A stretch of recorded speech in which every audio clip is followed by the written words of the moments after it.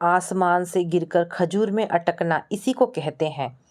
गांव के एकाकी जीवन से तंग आकर कमला जी शहर अपने बेटे सुजीत के पास चली आई थी, किंतु यहाँ भी बोझिल एकांत उन्हें नागपाश की तरह जकड़े हुए था। लगता था जहाँ भी जाएंगी वहाँ खामोशी, वीरानी और मनहूसियत उनके साथ साए की तरह चिपकी रहेगी। गांव में तकलीफें क्या थी उन्हें?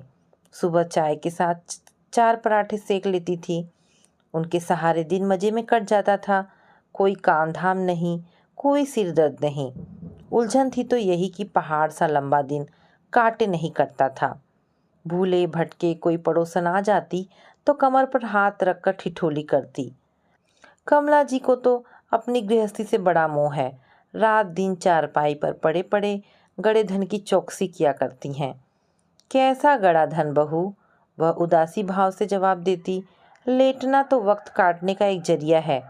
बैठे बैठे थक जाती हूँ तो लेटी रहती हूँ, और लेटे लेटे थक जाती हूँ तो उठ बैठती हूँ। पड़ोसन रीना सहानुभूति जताते हुए वहीं देहरी पर बैठ जाती। जिंदगी का यही रोना है। जवानी में आदमी के पास काम ज़्यादा, वक्त कम होता है। बुढ़ापे में काम कुछ नहीं, वक्त ही वक्त रह जाता है। बाल बच्चे अपनी दुनिया में व्यस्त हो जाते हैं। बूढ़े माँ बाप बैठकर मौत का इंतज़ार करते हैं। उनमें से अगर एक चल बसे तो दूसरे की ज़िंदगी नरक हो जाती है। जब से बाबूजी गुजरे हैं तुम्हारे चेहरे पर हंसी नहीं दिखाई दी। ना हो तो कुछ दिन के लिए सुजीत भैया के यहाँ घूम आओ, मन बदल जाएगा। यही मैं भी तो सोचती हूँ। वह गंभीर भाव से सिर हिलाती। सुजीत की चिट्ठी आई है कि वह अगले महीने आएगा, तभी उससे कहूँगी कि मुझे अपने साथ ले चले। पर कमला जी को कुछ कहने की जरूरत नहीं पड़ी। सुजीत खुद ही उन्हें साथ ले चलने के लिए आतुर हो उठा। वजह ये थी कि बेटे के सत्कार में माँ ने बड़े चाव से भोजन बनाया था। दाल, चावल, रोटी, तरकारी और चटनी। किंतु जब थाली सामने आई तो सुजीत समझ नहीं सका कि इनमें से कौन सी वस्तु खाने लायक है। दाल चावल में कंकड़ भरे हुए थे। कांपते हाथों की वजह से कोई रोटी अफगानिस्तान का नक्शा बन गई थी तो कोई रोटी कम डबल रोटी ज़्यादा लग रही थी। तरकारी के नाम पर नमकीन पानी में तैरते आलू के टुकड़े थे। कुचले हुए आम में कहने भर के लिए पुदीना था। कमला जी ने खुद ही अपराधी भाव से सफाई दी। ये खाना कैसे खा सकोगे बेटा? बुढ़ापे में न हाथ पांव चलते हैं न आंखों से सूझता है। अपने लिए जैसे तैसे 4 रोटी सेक लेती हूँ। तुम्हारे लायक खाना नहीं बना सकी। आज तुम भूखे ही रह जाओगे। खाना बहुत अच्छा बना है माँ। सालों बाद तुम्हारे हाथ की बनी रोटी खाई तो पेट से ऊपर खा गया हूँ। सुजीत ने आधा पेट खाकर उठते हुए कहा। उसने मन ही मन फैसला भी कर लिया था कि कमला जी को इस हालत में एक दिन भी अकेला नहीं छोड़ेगा। भावनाओं के जोश में उसने दूसरा फैसला ये किया कि गांव का मकान बेच देगा। वह जानता था कि अगर मकान रहा तो माँ कुछ ही दिनों में गांव लौटने की जिद करेगी। कांटा जड़ से उखड़ जाए तभी अच्छा है। सदा की संकोची कमला जी बेटे के सामने अपनी अनिच्छा जाहिर न कर सकी। नतीजा ये हुआ कि 2 दिन में मकान बिक गया। तीसरे दिन गांव के जीवन को अलविदा कहकर कमला जी बेटे के साथ शहर चली आई। शहर आते ही पहला एहसास उन्हें यही हुआ कि गांव का घर बेचने में जल्दबाजी हो गई है। महिमा बहू ने उन्हें देखकर जिस अंदाज में पाँव छुए और जिस तरह मुंह लटका लिया, वह उन्हें बहुत खला। आखिर वह बच्ची तो थी नहीं। अनमने ढंग से किए जाने वाले स्वागत को पहचानने की बुद्धि रखती थी। आरवी और वंश ने एक बार सामने आकर नमस्ते की औपचारिकतावश और फिर ना जाने घर के किस कोने में समा गए। महिमा बहू ने नौकर को हुक्म दिया कि पीछे वाला कमरा ठीक कर दो इनके लिए। गुसल खाना जुड़ा होने के कारण वहाँ इनको आराम रहेगा। एक पलंग बिछा दो और इनका सामान वहीं पहुँचा दो। उसके बाद चाय दे आना। मैं सारिका मैडम के यहाँ किटी पार्टी में जा रही हूँ। महिमा बहू सैंडल खटखटाती हुई चली गई और वह भौचक्की सी सोफे पर बैठी रह गई। कुछ देर बाद नौकर ने उन्हें कमरे के ऊपर पहुंचा दिया। एक ट्रे में चाय नाश्ता भी ला दिया। अकेले बैठकर चाय का घूंट भरते हुए उन्होंने सोचा, क्या सिर्फ इसी चाय की खातिर भागी हुई यहाँ आई हूँ? पर यह चाय भी अगली सुबह कहाँ मिल सकी थी।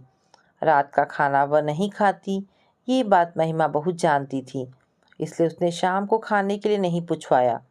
कुछ और लेंगी ये भी पूछने की ज़रूरत नहीं समझी। वह इंतज़ार करती रही कि बहू बच्चों में से कोई ना कोई उनके पास जरूर आएगा, हाल चाल पूछेगा, पर निराशा ही हाथ लगी। जब बहू बच्चों की आवाज़ें आनी बंद हो गई और घर में सन्नाटा छा गया, तो एक ठंडी सांस लेकर वह भी लेट गई। टूटे मन को उन्होंने खुद ही दिलासा दिया। मुझे सफ़र से थका जानकर ही कोई नहीं आया, फिजूल में ही बात को इतना तूल दे रही हूँ। सुबह जब काफ़ी देर तक कोई नहीं आया तो वो बेचैन होने लगी। मुंह अंधेरे उठकर उन्होंने दैनिक कार्यों से छुट्टी पा ली। अब चाय की तलब उन्हें व्याकुल बना रही थी। दूर से आती चाय के प्यालों की खटर पटर जब सही ना गई तो उन्होंने सोचा, लो मैं भी कैसी मूर्ख हूँ, यहाँ बैठी चाय का इंतज़ार कर रही हूँ। आखिर कोई मेहमान तो हूँ नहीं, मुझे खुद उठकर बाल बच्चों के बीच पहुँच जाना चाहिए। यहाँ हाथ पर हाथ धरे बैठे रहना कितना बेतुका है। बीच के कमरों को पार करके वह खाने के कमरे में जा पहुँची। वहाँ बड़ी सी मेज के इर्द गिर्द बैठे बहू बच्चे चाय नाश्ता कर रहे थे। सुजीत शायद पहले ही खा पीकर उठ चुका था। कमला जी को देखकर एक बारगी सन्नाटा सा खिंच गया। अगले ही पल महिमा बहू तुमक कर उठते हुए बोली, बुढ़ापे में जबान शायद ज़्यादा ही चटोरी हो जाती है। कमला जी समझ नहीं सकी कि इस बात का मतलब क्या है। भौचक्की सी बहू का मुंह ताकने लगी। महिमा बहू ने तीखी आवाज़ में बात स्पष्ट की, इन्हें दफ्तर जाने की जल्दी थी, बच्चों के स्कूल का समय हो रहा था। मैं जल्दी जल्दी सबको खिला पिलाकर आपके पास चाय भेजने की सोच रही थी, पर तब तक सब्र नहीं कर सकी आप। कमला जी फीकी हंसी हंसते हुए बोली, ठीक कहती हो बहू, अभी चाय के लिए कौन सी देर हो गई थी, मैं ही हड़बड़ी में बैठ ही ना रह सकी। वो वापस अपने कमरे में लौट आई। कुछ देर बाद नौकर एक गिलास में ठंडी चाय और एक तस्तरी में 2 जले हुए टोस्ट लेकर आ पहुंचा। जिस चाय के लिए वह इतनी आकुल थी, वह चाय अब जहर का घूंट बन चुकी थी। बड़ी मुश्किल से ही माँ जी ने उसे गले से नीचे उतार सकी। ना चाहते हुए भी आंखों के सामने मेवे, फल और मिठाई से सजी हुई खाने की टेबल बार बार घूम रही थी। चाय पीकर गिलास रखी थी कि बेटा बड़े व्यस्त भाव से कमरे में आकर बोला, क्या हाल है माँ, यहाँ आकर अच्छा लगा तुम्हें? हाँ बेटा। चाय वाय पी ली। मैंने महिमा से कह दिया है कि तुम्हारे आराम का पूरा ख्याल रखे। दोपहर के खाने में अपनी मनपसंद चीज़ बनवा लेना। मैं ऑफिस जा रहा हूँ, शाम को देर से लौटूंगा। इस यंत्रवत ज़िंदगी में मुझे मिनट भर की फुर्सत नहीं। तुम बिना किसी संकोच के अपनी हर ज़रूरत महिमा को बता देना। ठीक है बेटा। वह प्लास्टिक की चाबी भरे गुड्डे की तरह नपे तुले शब्द ही बोल पाई। बस दिन भर में सिर्फ यही बातचीत थी जो किसी ने उनके साथ की। उसके बाद सारा दिन वह अकेली पड़ी पड़ी उबती रही। नौकर एक बार आकर उनके कमरे में पानी से भरा लोटा रख गया, दोबारा आकर उन्हें खाने की थाली दे गया। उसके बाद कोई उनके कमरे में झांकने तक नहीं आया। सुबह का अनुभव इतना कड़वा था कि खुद उनकी हिम्मत भी दोबारा बहू बच्चों के बीच जाने की नहीं हुई। बोझिल अकेलापन सांप की तरह उनको निरंतर डसता रहा। वह पहली दफ़ा बेटे बहू के यहाँ नहीं आई थी। पहले भी आरवी और वंश के जन्म पर सुजीत उन्हें लिवा लाया था। जिद करके साल साल भर रोके रखता था। उस समय यही महिमा बहू उन्हें हाथों हाथ लेती थी। इतना लाड़ लड़ाती थी कि अपनी सगी बेटी भी क्या दिखाएगी। दूध, फल, दवा हर चीज़ उन्हीं के हाथ से लेती थी। ज़रा देर होती नहीं कि माँ जी कहकर आसमान सिर पर उठा लेती थी। सुजीत हंसकर कहा करता था, तुमने इसे बहुत सिर पर चढ़ा रखा है माँ। देखता हूँ कि इसके सामने मेरी कदर घट गई है। यह पराए घर की लड़की तुम्हारी सगी हो गई है और मैं सौतेला हो गया हूँ। इस चालाक बिल्ली ने सीधे मेरी दूध की हांडी पर मुंह मारा है। सुनकर वह भी हंस पड़ती थी। उन दिनों सुजीत की आर्थिक स्थिति साधारण थी। घर में भी एक भी नौकर न था। कमला जी महिमा बहू की देखभाल करती, नवजात बच्ची को संभालती और घर की सार संभाल करती। एक पाँव बहू के कमरे में रहता और एक रसोई में। इन महारानी को तो बच्ची को झबला पहनाना तक नहीं आता था। बच्ची कपड़े भिगोती तो लेटे लेटे गुहार लगाती थी, माँ जी जल्दी आना, अपनी नटखट पोती की कारस्तानी देखना। अब भी वही कमला जी थी और वही बहू रानी।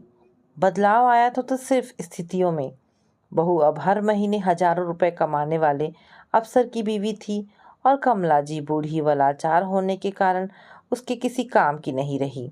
तभी तो घर के कबाड़ की तरह कोने में पटक दी गई। अगर जब भी उनके बदन में अचार, मुरब्बे और बड़ियाँ बनाने की ताकत होती तो ये बहू अपनी मिसरी घुली आवाज़ में माँ जी पुकारते नहीं थकती। अशक्त प्राणी को दया करके परसी हुई थाली दे देती थी, यही क्या कम था। पर बूढ़े आदमी को पेट भर रोटी के अलावा भी कोई ज़रूरत होती है, इसे बहू क्यों नहीं समझती। जिस अकेलेपन को भरने के लिए गांव छोड़ा, वही अकेलापन यहाँ भी कुंडली मारकर उन्हें अपनी गिरफ्त में लिए हुए था। इस वेदना को कौन समझता। कमला जी ठंडी सांस भरकर पलंग पर लेट जाती। अपने आप उनके कमरे में कोई नहीं आता। यदि वह उठकर सबके बीच पहुंचती तो एक एक करके सब खिसकने लगते। यूं आपस में बहू बच्चे हंसते, कह लगाते, पर कमला जी के आते ही सबको कोई ना कोई काम जरूर याद आ जाता। सबके चले जाने पर वह अचकचाई हुई कुछ देर खड़ी रहती, फिर खिसियाकर अपने कमरे की तरफ चल पड़ती। पाँव में जहर फैल जाने पर आदमी उसे काट कर फेंक देना पसंद करता है, लेकिन कमला जी तो बहू बच्चों के उल्लास भरे जीवन का जहर न थी। फिर क्यों घर वालों ने उन्हें विषाक्त अंग की भांति अलग कर दिया था, इसे वो समझ नहीं पाती थी। वह इतनी सीधी और सौम्य थी कि उनसे किसी को शिकायत हो ही नहीं सकती थी। महिमा बहू आधी आधी रात को पार्टियों से लौटती। आरवी और वंश अजीबो गरीबे पोशाकें पहने हुए बाजीगर के बंदर की तरह भटकते। कमला जी कभी किसी को नहीं टोकती, फिर भी सब उनकी निगाहों से बचना चाहते थे। हर एक की दिली ख्वाहिश यही रहती थी कि वह अपने कमरे से बाहर ना निकले। खाने पीने, नहाने धोने और सोने की सारी व्यवस्थाएं जब कमरे में कर दी गई हैं, तो कमला जी को बाहर निकलने की क्या ज़रूरत है। एक दिन अकेले बैठे बैठे जी बहुत उबा तो वह कमरे में झाड़ू लगाने के लिए आए नौकर से इधर उधर की बातें पूछने लगी। क्या नाम है, कहाँ घर है, कितने भाई बहन हैं, बाप क्या करता है। उनका यह काम इतना निंदनीय था, इसका आभास कुछ देर बाद ही हो गया। बहू पास वाले कमरे में आकर ऊंची आवाज़ में उन्हें सुनाते हुए बोली, जैसा स्तर है वैसे ही लोगों के साथ बातें करेंगी, नौकर के अलावा और कोई नहीं मिला उन्हें बोलने के लिए। उत्तर में आरवी की जहरीली हंसी गूंज गई। वह अपनी कुर्सी पर पत्थर की तरह जड़ बैठी रह गई थी। गांव में भी कमला जी अकेली थी, पर वहाँ ये सांत्वना थी कि सबके बीच पहुँचने पर एकाकीपन की यंत्रणा से मुक्ति मिल जाएगी। यहाँ आकर वह निराशा के अथाह समुद्र में डूब गई थी। रेगिस्तान में प्यासे मर जाना उतनी पीड़ा नहीं देता जितनी कि नदी किनारे प्यास से दम तोड़ देना। गली का घर होता, सड़क के किनारे बना मकान होता तो कम से कम खिड़की से झांकने पर राह चलते आदमियों के चेहरे नजर आते। यहाँ कमला जी किसी सजायाफ्ता कैदी की तरह खिड़की की सलाखों के नज़दीक खड़ी होती तो उन्हें या तो ऊंचे दरख्त नजर आते या फूलों से लदी क्यारियाँ। फिर भी वह खिड़की के पास कुर्सी डाले बैठी रहती थी। कम से कम ठंडी हवा के झोंके तो मिलते थे। बैठे बैठे कुछ देर को आंखें झपक जाती तो लगता जैसे बाबूजी पास खड़े कह रहे हैं, कमला उठोगी नहीं, देखो कितनी धूप चढ़ाई है, चाय पानी का वक्त निकला जा रहा है। चौंक कर आंखें खोलते ही अब सपने की निस्सारता जाहिर हो जाती। बाबूजी अब कहाँ याद आते ही मन गहरी पीड़ा से भर उठता। झपकी लेते हुए कमला जी खींच जाती। ओह, ये बाबूजी इतना शोर क्यों कर रहे हैं, चीख चीख कर आसमान सिर पर उठाए ले रहे हैं। क्या कहा, सुजीत ने दवात की स्याही फैला दी। अरे बच्चा है, फैल गई होगी स्याही, उसके लिए क्या बच्चे को डांटते ही जाओगे, बस भी करो ना। चौंक कर जाग उठी कमला जी। बाबूजी की नहीं, ये तो खिड़की के नीचे भौंकते कुत्ते की आवाज़ है। वह हड़बड़ाकर उठ खड़ी हुई और हट हट करके कुत्तों को भगाने लगी। बुढ़ापे के कारण नज़र कमज़ोर थी, फिर भी इतना मालूम पड़ गया था कि किसी कमज़ोर और मरियल कुत्ते को 3-4 ताकतवर कुत्ते सता रहे थे। शायद धोखे से फाटक खुला ही रह गया होगा, तभी लड़ते हुए भीतर घुस आए थे। इधर उधर देखकर कमला जी ने मच्छरदानी का डंडा निकाला और उसे खिड़की की सलाखों से बाहर निकालकर भूखते हुए कुत्तों को धमकाने लगी। काफ़ी कोशिश के बाद वह सूखे मरियल कुत्ते को आताइयों के शिकंजे से बचा सकी। हमलावरों के चले जाने पर चोट खाया हुआ कमज़ोर कुत्ता वहीं हांफता हुआ बैठ गया और कातर निगाहों से कमला जी की ओर देखने लगा। सब ओर से दूर दुराया हुआ वह कुत्ता उनसे शरण की भीख मांग रहा था। इस गंदे, घिनौने, जख्मी और मरियल कुत्ते पर अनायासी कमला जी सदैव हो उठी। वह खुद क्या उस जैसी नहीं थी, बूढ़ी, कमज़ोर, उपेक्षिता और सर्वथा एकाकी। तन चाहे रोगी ना था, पर मन क्या कम जख्मी और लहूलुहान था। दोपहर को जब नौकर खाना लाया तो कमला जी ने बड़े प्यार से उन घायल कुत्ते को 2 रोटियां खिला दी। भावावेश के ना जाने किन क्षणों में नामकरण भी कर दिया, शेरू। झड़े हुए रोए वाले कुत्ते के लिए यह नाम उतना ही बेमेल था जितना किसी भिखारी का करोड़ी मल। पर कमला जी को इस असमानता की चिंता ना थी। उनकी निगाह एक बार भी कुत्ते की बदसूरती पर नहीं गई। कमला जी अब काफ़ी संतुष्ट थी, प्रसन्न थी। उन्हें लगता जैसे अब वह अकेली नहीं है, शेरू उनके साथ है। शेरू को उनकी ज़रूरत थी। 2-1 दिन उन्होंने उसके भाग जाने की चिंता बनी रही, पर धीरे धीरे यह आशंका भी मिट गई। शेरू के स्नेह दान ने कमला जी के बुझते हुए जीवन दीप की लौ में नई जान डाल दी थी। पर घर वालों को उनका ये छोटा सा सुख भी गवारा नहीं हुआ। एक दिन बहुत तेज चाल से चलती हुई कमरे में आई और खिड़की के पास जाकर नाक सिकोड़ते हुए बोली, छी, कितना गंदा कुत्ता है, ना जाने कहाँ से आ गया है। चौकीदार को डांटना पड़ेगा, उसने इसे भगाया क्यों नहीं। माँ जी का पालतू कुत्ता है जी, अब तो चुपड़ी रोटी खा खाकर मोटा हो गया है। पीछे खड़े हुए नौकर ने पीले गंदे दांतों की नुमाइश दिखा दी। बेशरम, सड़क के लावारिस कुत्ते को हमारा पालतू कुत्ता बताता है। हमें पालना ही होगा तो कोई बढ़िया विदेशी नस्ल का कुत्ता पालेंगे, ऐसे रोड छाप कुत्ते पर तो हम थूकते भी नहीं, बहू रुष्ट स्वर में बोली। अगले ही पल उसने नौकर को नादिरशाही हुक्म दिया, देखो, अंधेरा होने पर उस कुत्ते को कहीं दूर फेंकाना। इसे बोरी में बंद करके ऐसी जगह फेंकना जहाँ से दोबारा न आ सके। महिमा बहू जिस अफसराना अंदाज से आई थी वैसे ही वापस चली गई। कमला जी ने बड़े असहाय भाव से खिड़की की ओर देखा। ना जाने क्यों उनका जी डूबने लगा। पिछले साल बाबूजी के मरते समय भी उन्हें ऐसी ही अनुभूति हुई थी। लगा था जैसे इतनी बड़ी दुनिया में अनगिनत आदमियों की भीड़ होने पर भी वह अकेली रह गई हैं। अकेलेपन का वही एहसास इस समय कमला जी को हुआ। उन्होंने खुद को धिक्कारा। छी, कितनी ओछी हूँ मैं।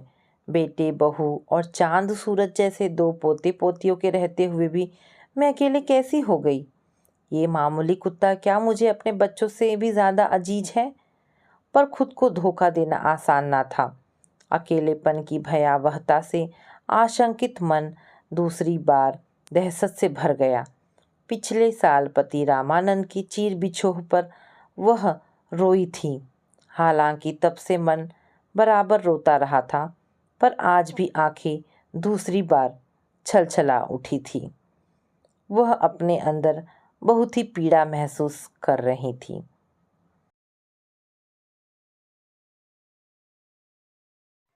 पल के मूंदे मैं आराम की मुद्रा में लेटी थी, तभी निधि की आवाज़ कानों में गूंजी, माँ, विनीत जी आए हैं।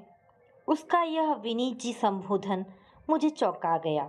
मैं भीतर तक हिल गई, परंतु मैंने अपने दिल के भाव को चेहरे पर प्रकट नहीं होने दिया। सहज भाव से निधि की तरफ देखकर कहा कि ड्राइंग रूम में बिठाओ, अभी आ रही हूँ। उसके जाने के बाद मैं गहरी चिंता में डूब गई कि कहाँ गलती हो गई मुझसे। ये विनीत अंकल से विनीत जी के बीच का अंतराल अपने भीतर कितना कुछ रहस्य समेटे हुए हैं। व्यग्र हो उठी थी मैं। सच में जवान बेटी की माँ होना भी कितना बड़ा उत्तरदायित्व है। जरा सा ध्यान ना दीजिए तो बीच चौराहे पर इज्जत नीलाम होते देर नहीं लगती। मुझे धैर्य से काम लेना होगा। शीघ्रता अच्छी नहीं। शुरू से ही मैं ये समझती आई हूँ कि बच्चे अपनी माँ की सुघड़ता और फुहड़ता का जीता जागता प्रमाण होते हैं। फिर मैं तो शुरू से ही इस बारे में बहुत सजग सतर्क रही हूँ। मैंने राजीव और निधि के व्यक्तित्व की कमी को दूर कर बड़े सलीके से संवारा है। तभी तो सभी मुक्त कंठ से मेरे बच्चों को सराहते हैं, साथ में मुझे भी। परंतु फिर यह निधि नहीं, इसमें निधि का भी कोई दोष नहीं। उम्र ही ऐसी है उसकी। नहीं, मैं अपने आंगन के सुंदर सुकोमल बेल को एक बूढ़े जर्जर जीर्णशीर्ण दरख्त का सहारा ले असमय मुरझाने नहीं दूंगी। अब तक मैंने अपने बच्चों के लिए जो करती आई हूँ वह तो लगभग अपनी क्षमता और लगन के अनुसार सभी माएँ करती हैं। मेरी परख तो तब होगी जब मैं इस अग्नि परीक्षा में खरी उतरूंगी। मुझे इस काम में किसी का सहारा नहीं लेना है, ना मायके का और ना ससुराल का। मुंह से निकली बात पराई होते देर ही कितनी लगती है। हवा में उड़ती है ऐसी बातें। नहीं, किसी पर यकीन नहीं करना है मुझे। सिर्फ अपने स्तर पर लड़नी है ये लड़ाई।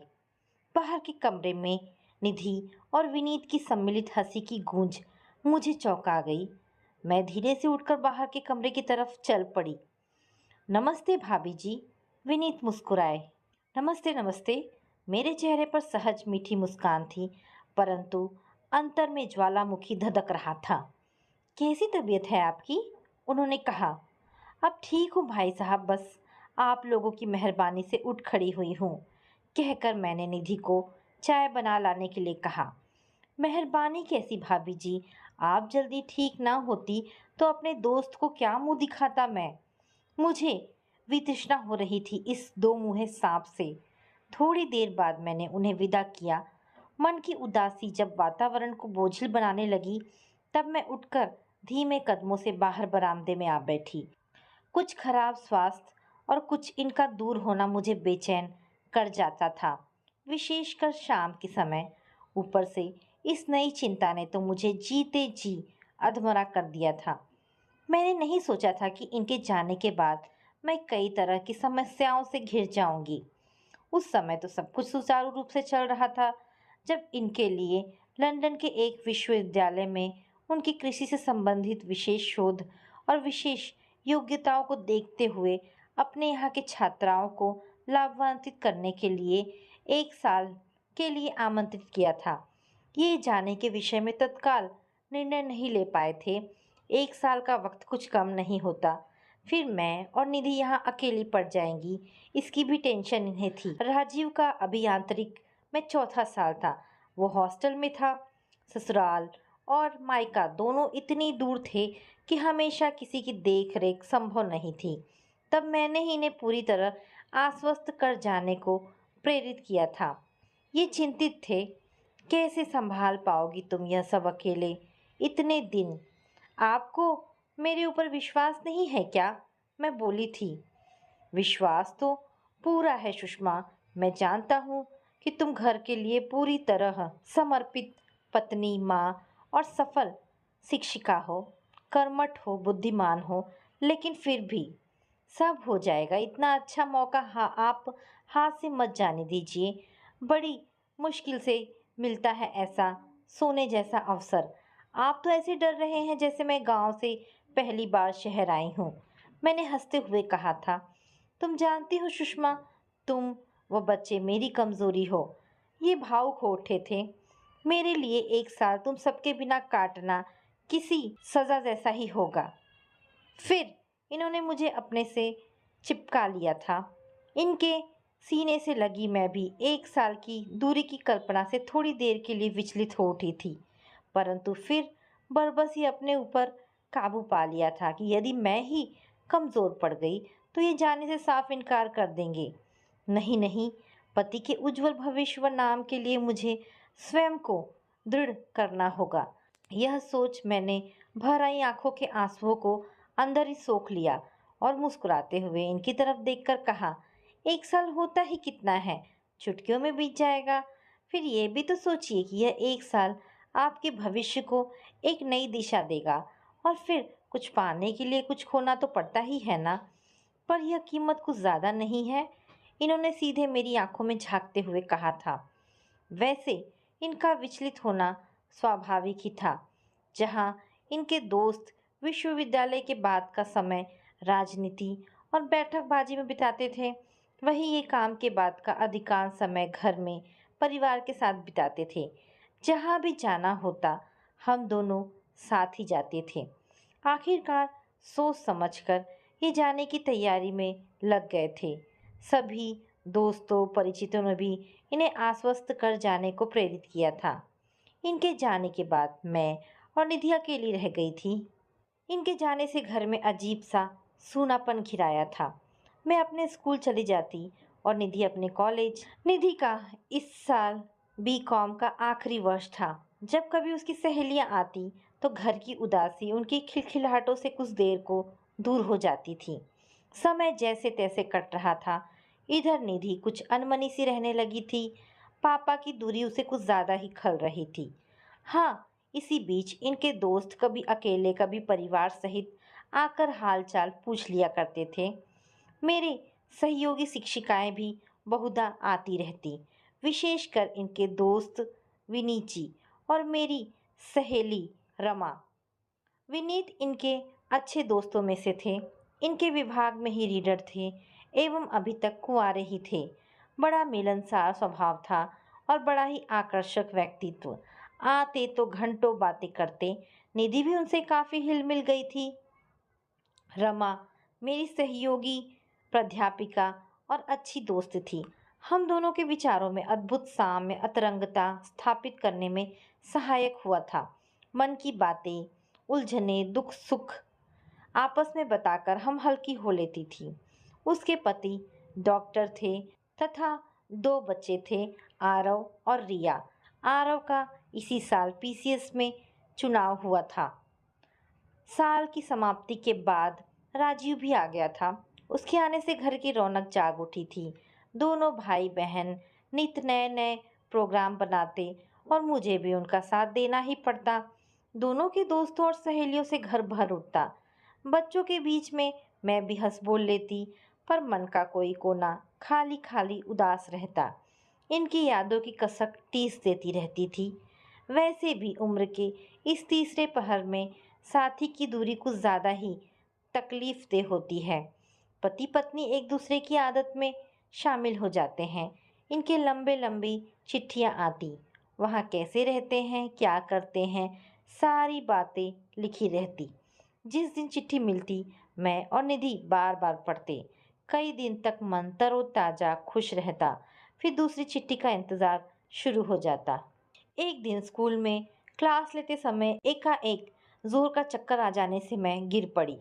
विद्यार्थियों तथा मेरी अन्य सहयोगियों ने मिलकर मुझे तुरंत हॉस्पिटल पहुंचाया। डॉक्टर ने हाई ब्लड प्रेशर बतलाया और कम से कम 20 दिन आराम करने की सलाह दी। इस बीच निधि बिल्कुल अकेली पड़ गई थी। घर, अपना स्कूल और फिर मुझे तीनों को संभालना उस अकेली के लिए बड़ा मुश्किल हो रहा था। तब विनीत जी और रमा ने काफ़ी सहारा दिया। मेरी तो तबीयत खराब थी, इसलिए जो भी आता उसकी निधि से ही बातें होती। हाँ, रमा आती तो स्कूल के समाचार मिलते रहते। विनीत जी भी मुझसे हाल पूछ निधि से ही अधिकतर बातें करते रहते। इधर विनीत जी और निधि में काफ़ी पटने लगी थी। आश्चर्य तब होता जब मेरे सामने आते ही दोनों असहज होने लगते। बस इसी बात ने मुझे सतर्क किया। विनीत जी और निधि बाप बेटी सा अंतर। इनसे बस 4-5 साल ही छोटे होंगे वे। कनपट्टियों पर से सफ़ेद होते बाल, इकहरा शरीर, चुस्त दुरुस्त पोशाक और बातें करने का अपना एक विशिष्ट आकर्षक अंदाज, सब मिलाकर मर्दाना खूबसूरती का प्रतीक। मुझे आश्चर्य होता कि मेरा हाल पूछने आए विनीत मेरा हाल पूछना भूल खड़े खड़े ही निधि को आवाज़ लगाते कि निधि आओ, तुम्हें बाहर घुमा लाऊं, बोर हो रही होगी। और निधि भी अभी आई कहकर झट अपनी सुंदर ड्रेस पहन सैंडल खटखटाती बाहर निकल जाती। निधि तो खैर अभी कच्ची उम्र की नासमझ लड़की थी, पर इस अपरिपक्व प्रौढ़ की बेशर्मी देख मैं हैरान थी। सोचती क्या दैहिक भूख इतनी प्रबल हो उठी है कि सारे समीकरण, सारी परिभाषाएं इस तृष्णा के बीच अपनी पहचान खो बौनी हो जाती है। नैतिकता अतृप्ति की अंधी अंतहीन गलियों में कहीं गुम हो जाती है। शायद हाँ, तभी तो जिस वर्जित फल का विनीत अपनी जवानी के दिनों में रसास्वादन न कर सके थे, इस पकी उम्र में उसके लालच से स्वयं को बचा पाना उनके लिए मुश्किल हो रहा था। वैसे भी बुढ़ापे में अगर मन विचलित हो जाए तो उस पर नियंत्रण करना कठिन ही होता है। तिस पर सुकोमल, कमनीय, सुंदर निधि दिग्भ्रमित हो उठे थे विनीत जी। वे आए दिन उसके लिए गिफ्ट लाने लगे थे। कभी सलवार कमीज, तो कभी टॉप और स्कर्ट, तो कभी नाइटी। निधि भी उनसे सहर्ष ग्रहण कर लेती थी। मैंने 2-4 बार विनीत जी से कहा था, भाई साहब आप इसकी आदत खराब कर रहे हैं। कितनी सारी ड्रेसेस तो है इसके पास। क्यों? क्या मैं इसको कुछ नहीं दे सकता? इतना अधिकार भी नहीं है मुझे? बहुत स्नेह है मुझे इससे, कहकर वे प्यार भरी नजरों से निधि की तरफ देखते। उस नजर में किसी बुजुर्ग का निश्चल स्नेह नहीं झलकता था, बल्कि किसी आतुर प्रेमी की वासना में काक दृष्टि थी। मुझे लगता कि कपटी पुरुष स्नेह का मुखौटा लगा निधि की इस नादानी और भोलेपन का फायदा उठा उसका जीवन बर्बाद कर सकता है। मेरे सामने यह परेशानी एक चुनौती के रूप में सामने आ खड़ी थी। इनके वापस आने में 6 महीने बाकी थे। राजीव का यह आखिरी वर्ष था। उससे कुछ कहना भी सही नहीं था। सवालों और संदेहों के चक्रव्यूह में उलझी मैं इस समस्या के घेरे से निकलने के लिए बुरी तरह से हाथ पैर मार रही थी। तभी निराशा के गहन अंधकार में दीपशिखा की ज्योति से चमके थे रमा के ये शब्द, सुषमा, निधि को तुम मुझे सौंप दे। आरव के लिए तुझे लड़का ढूंढना नहीं पड़ेगा और मुझे सुघड़ बहू। सोच ले, ये लड़की तेरी खटिया खड़ी कर देगी। फिर बाद में मत कहना कि मैंने बताया नहीं था। वो तू मुझ पर छोड़ दे। और फिर हम दोनों खुलकर हंस पड़ी। रमा के कहे इन शब्दों ने मुझे डूबते को तिनके का सहारा दिया। मैंने तुरंत उसे फोन किया। रमा, आज तू सपरिवार मेरे घर खाने पर आ जा। आरव और रिया से मिले भी बहुत दिन हो गए। रात का खाना साथ ही खाएंगे। क्यों, एकाएक तुझे ज्यादा शक्ति आ गई है क्या? कहते तो 10-20 लोगों को और अपने साथ ले आऊं। उसने हंसते हुए कहा। नहीं नहीं, आज मन बहुत उब रहा था, सोचा घर में थोड़ी रौनक हो जाए। अच्छा जी, तो अब हम नौटंकी के कलाकार हो गए। ठीक है भाई, आ जाएंगे सरकार का मनोरंजन करने। मन मस्तिष्क पर छाया तनाव का कोहरा काफी हद तक छट चुका था और मैं नए उत्साह से शाम की तैयारी में जुट गई। मालती को निर्देश दे मैंने कई चीजें बनवा ली थी। निधि ने सारी तैयारियां देखकर कहा था, माँ क्या बात है, आज आप बहुत अच्छे मूड में हैं और ये इतना सारा खाना क्यों बन रहा है? बस यूं ही, अब तबीयत एकदम ठीक है। और शाम को रमा, आरव, रिया और डॉक्टर साहब भी आ रहे हैं। खाना यहीं खाएंगे। आरव जॉब मिलने के बाद से पहली बार घर आया है ना, मैंने सोचा एक बार तो खाने पर बुलाना ही चाहिए। तू भी घर पर ही रहना, मैंने कहा। पर माँ, मेरा तो विनीत जी के साथ पिक्चर देखने का प्रोग्राम था। देख बेटी, पिक्चर तो कल भी देखी जा सकती है। आंटी सबके साथ आ रही हैं। मेरे सिवाय एक तू ही तो है घर में। तू भी चली जाएगी तो कितना बुरा लगेगा उन्हें। ऐसा कर, तू विनीत अंकल को फोन करके बता दे कि तू नहीं जा पाएगी। मैंने अंदर की चिढ़ को दबाते हुए प्यार से कहा। ठीक है माँ, निधि ने अनमने ढंग से कहा। शाम को रमा, डॉक्टर साहब, आरव, रिया सभी आ गए। हंसमुख स्वभाव के डॉक्टर साहब ने आते ही कहा, बीमारी से उठने के बाद तो आप और भी तरोताजा व खूबसूरत लग रही हैं सुषमा जी। क्यों, मेरी सहेली पर नियत खराब करते हो इस बुढ़ापे में? रमा ने पति को चिढ़ाया। लो, सारी जवानी तो तुमने दाएं बाएं देखने नहीं दिया, अब इस बुढ़ापे में तो बख्श दो। उनकी इस बात पर जोर का ठहाका लगा। निधि ने भी बड़ी तत्परता और उत्साह से उन सबका स्वागत किया। चाय नाश्ते के बाद वह आरव और रिया से बातें करने लगी। मैंने आरव की ओर नजर घुमाई। ऊंचा, लंबा आरव, चेहरे पर शालीन मुस्कुराहट, अभिमान का नामो निशान नहीं, हंसमुख मिलनसार स्वभाव। सच, निधि के साथ कितनी सटीक जोड़ी रहेगी। मैं सोचने लगी कि डॉक्टर साहब और रमा के साथ बातें करते हुए भी मेरे मन का चोर आरव और निधि की गतिविधियों पर नजर जमाए बैठा रहा। मैंने आरव की आंखों में निधि के लिए प्रशंसा के भाव तैरते देख लिए। मन थोड़ा आश्वस्त हुआ, परंतु अभी निधि की प्रतिक्रिया देखनी बाकी थी। बातों के बीच में ही निधि ने कुशलता से खाना टेबल पर लगा दिया। डॉक्टर साहब और रमा तो निधि के सलीके से परिचित थे ही। निधि के मोहक रूप और दक्षता ने आरव पर भी काफी प्रभाव डाला। खुशगवार माहौल में खाना खत्म हुआ तो आरव ने कहा, आंटी आपसे मिले और आपके हाथ का स्वादिष्ट खाना खाए बहुत दिन हो गए थे। आज की ये शाम बहुत दिनों तक याद रहेगी। जाते समय आरव की मुग्ध नजरें निधि पर टिकी रही और निधि हंसती बोलती भी बीच बीच में कुछ सोचने सी लगी, मानो बड़ी असमंजस में हो। चलते चलते डॉक्टर साहब ने रमा को छेड़ा, मैडम आप सिर्फ खाना ही जानती हैं या खिलाना भी? रमा ने उन्हें प्यार भरी आंखों से घूरा और झट से मुझे और निधि को दूसरे दिन रात के खाने का न्योता दे डाला। मेरे लिए तो यह मुंह मांगी मुराद थी। आरव और निधि को पास लाने के लिए दूसरे दिन जब विनीत जी आए तो निधि ने कुछ ज्यादा उत्साह नहीं दिखाया। पिक्चर के लिए जब उन्होंने पूछा तो उसने कहा, आज रमा आंटी के यहाँ जाना है माँ के साथ, इसीलिए उसने बात अधूरी छोड़ दी। वे थोड़ी देर बैठने के बाद चले गए। मैं अंदर ही अंदर बहुत खुश हो गई। मुझे लगा कि कुदरत शायद स्वयं निधि को समझा रही है और यही मैं चाहती थी। दूसरे दिन शाम को रमा के यहाँ जाने के लिए तैयार होने से पहले ही मैंने निधि से कहा, निधि आज तू पिंक साड़ी पहन ले। कौन सी? वो शिफॉन की जरी किनारे वाली? हाँ हाँ वही।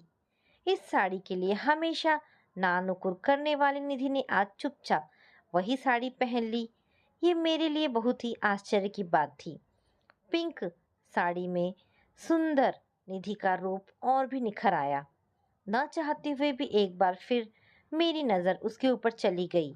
अपलक ठगी सी कुछ क्षण तक मैं अपनी मोहक सुंदर बेटी का अप्रतिम, अनुपम, निर्दोष और मासूम सौंदर्य देखती रह गई। चलिए ना माँ, क्या सोचने लगी? निधि ने ही उबारा था इस स्थिति से मुझे। रमा के घर पहुंचते पहुंचते हल्की शाम घिर आई थी। डॉक्टर साहब, रमा और आरव सभी लॉन में ही बैठे थे। रिया शायद अपने किसी फ्रेंड से मिलने गई थी। हम दोनों जब उनके पास पहुंचे तो सभी की नजरें कुछ पल को निधि पर स्थिर हो गई। मैंने आरव की ओर देखा तो पाया कि यंत्र वृद्ध सी सम्मोहित उसकी आंखें पलक झपकाना भूल निधि को एकटक निहारे जा रही थी। अरे भाई, इन्हें बिठाओगे भी तुम लोग की खड़े खड़े ही विदा कर देने का इरादा है? डॉक्टर साहब ने सम्मोहन भंग किया। अरे हाँ हाँ, बैठो सुषमा, रमा ने कहा और फिर हाथ पकड़ अपने पास ही निधि को बिठाते हुए मुझसे बोली, सुषमा आज मेरी नज़र निधि को जरूर लगेगी, बहुत ही प्यारी लग रही है। मेरी भी, डॉक्टर साहब ने जोड़ा। निधि शर्मा उठी। अंकल क्यों मेरी खिंचाई कर रहे हैं? इसीलिए कि तू और लंबी हो जाए, उन्होंने पट से कहा और जोर से हंस पड़े। कुछ देर इधर उधर की बातों के बाद रमा चाय बनाने उठी थी, पर निधि ने तुरंत उन्हें बिठा दिया। चाय मैं बनाती हूँ आंटी, आप लोग बातें कीजिए। हाँ हाँ, मैं भी यही चाह रहा था बेटी, इनके हाथ का काढ़ा पीने से बेहतर है कि ठंडा पानी पीकर ही संतोष कर लिया जाए। डॉक्टर साहब ने रमा को तिरछी नज़र से देखकर कहा तो हम सभी हंस पड़े। निधि उठी तो आरव ने तुरंत कहा, चलिए मैं आपकी हेल्प करता हूँ। दोनों को साथ साथ जाते देख डॉक्टर साहब बोले, वाह कितनी सुंदर जोड़ी है। सच, रमा ने समर्थन किया। फिर मुझसे बोली, सुषमा, निधि मुझे और इन्हें बेहद पसंद है और मुझे ऐसा लग रहा है कि आरव भी उसे पसंद करता है, क्योंकि अभी तक तो शादी के नाम पर 100 बहाने करता था, परंतु कल जब मैंने निधि के लिए पूछा तो मुस्कुराकर रह गया। अब अच्छी जॉब में भी तो आ गया है, मुझे उसकी शादी करनी है। सुषमा अगर कहे तो अभी मंगनी कर देते हैं, शादी भाई साहब के आने पर कर देंगे। वैसे तू निधि से पूछ ले। खुशी के अतिरेक से मेरी आंखें भर आई। रमा ने मुझे किस मनोस्थिति से उबरा था, इसका रंच मात्र भी आभास नहीं था। भरे गले से मैं उससे बोली, मेरी बेटी को इतना अच्छा वर मिलेगा रमा, मैं नहीं जानती थी। उससे क्या पूछूं? आरव जैसा लड़का, ऐसे सास ससुर और इतना अच्छा घर परिवार, सच मुझे तो घर बैठे ही हीरा मिल गया। मैंने भी नहीं सोचा था कि इस बुद्धू आरव के हिस्से में ऐसा चांद का टुकड़ा आएगा, रमा बोली थी। और मैंने तो सपने में भी नहीं सोचा था कि मुझे इतनी हसीन समधिन मिलेगी। डॉक्टर साहब ने हंसते हुए कहा तो हम सब एक बार फिर से हंस पड़े। तभी एकाएक चौंक पड़े थे डॉक्टर साहब। अरे भाई, ये कबूतरों की जोड़ी चाय की पत्ती उगा रही है क्या अंदर? तब मैं और रमा किचन की तरफ चली, पर दरवाजे पर ही ठिठक कर रुक जाना पड़ा। रमा ने मेरा हाथ धीरे से दबाकर अंदर की ओर इशारा किया तो मैंने देखा अंदर गैस पर रखी हुई चाय उबल उबल कर गिर रही थी और सामने आरव और निधि का हाथ थामे हुए धीमे स्वर में कुछ कह रहा था। निधि की बड़ी बड़ी हिरनी सी आंखें शर्म से झुकी हुई थी और उसके पतले गुलाबी होठों पर मीठी प्यारी सी मुस्कान थी। मैं और रमा धीमे कदमों से बाहर चली आई। उफनती नदी का चंचल बहाव कुदरत ने सही दिशा की ओर मोड़ दिया था। तो दोस्तों, ये छोटी सी कहानी यहाँ पर समाप्त होती है। आशा करती हूँ कहानी पसंद आई होगी। अगर कहानी पसंद आई है तो प्लीज़ इसे लाइक एंड शेयर करें। दोस्तों, ऐसी ढेरों पारिवारिक और शिक्षाप्रद कहानी सुनने के लिए मेरे चैनल को प्लीज़ सब्सक्राइब करें। धन्यवाद दोस्तों।